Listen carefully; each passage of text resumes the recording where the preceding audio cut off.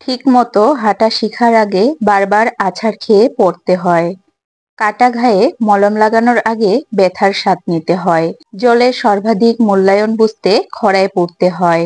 উড়ার সর্বোচ্চ আনন্দ পেতে খাঁচায় বন্দি থাকতে হয় বহুদিন।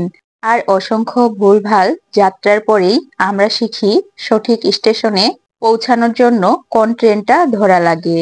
তাই ভীষণ ভেঙে চুরে যখন যাবেন তখনও বিশ্বাস রাখবেন ইস্পাতের মেরুদণ্ড নিয়ে সকল কিছুর মোকাবিলা করানোর জন্যই দুনিয়া আপনাকে তৈরি করে নিচ্ছে। হ্যালো এভরিওয়ান, আসসালামু আলাইকুম। Welcome to আরুসি Ammi kitchen. সবাই কেমন আছেন? আশা করি সবাই ভালো আছেন। আলহামদুলিল্লাহ, আল্লাহর রহমতে আমিও ভালো আছি। আজকে একটা হাফ পাউন্ডের অরেঞ্জ ফ্লেভারের কেক ডেকোরেশনের ভিডিও নিয়ে আপনাদের মাঝে চলে আসলাম।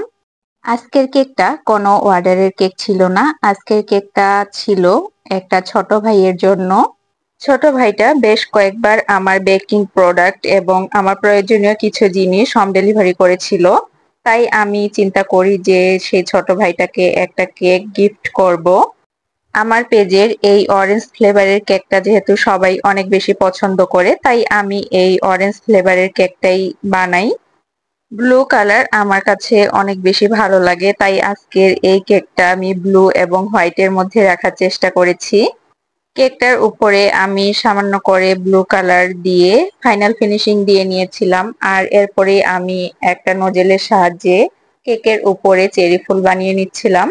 ব্লু এবং হোয়াইটের কম্বিনেশনে কেকটা দেখতে অনেক বেশি ভালো লাগতেছিল। আমার যেভাবে মন চাচ্ছিল আমি ঠিক সেইভাবেই কেকের ডিজাইনটা করতেছিলাম। আমার আজকের কেক ডেকোরেশনের ভিডিও ফেসবুক থেকে প্রথমবারের মতো দেখে থাকলে প্লিজ আমার পেজ ফলো করবেন। আর ইউটিউব থেকে দেখে থাকলে প্লিজ আমার চ্যানেল সাবস্ক্রাইব করবেন। আর অলরেডি যারা আমার ভিডিওগুলো দেখেন, লাইক, কমেন্ট এবং শেয়ার করেন, তাদেরকে অসংখ্য ধন্যবাদ। আজকের কেক ডেকোরেশনের ভিডিও কে কোন জেলা থেকে দেখতেছেন তা অবশ্যই কমেন্ট করে জানাবেন, এতে করে আমি অনেক বেশি খুশি হব। ফুলগুলো বানিয়ে নেওয়ার পর আমি ফুলের উপরে রেনু দিয়ে নিচ্ছিলাম। আর ফুলের উপরে রেনু না দিলে ফুলটা যেন অসম্পূর্ণ মনে হয়। যে কোনো কেকের উপরে যদি ফুল বানিয়ে নেওয়া যায় আর ফুলের উপরে রেনু দিয়ে দেওয়া যায় তাহলে কেকগুলো দেখতে অনেক অনেক বেশি ভালো লাগে।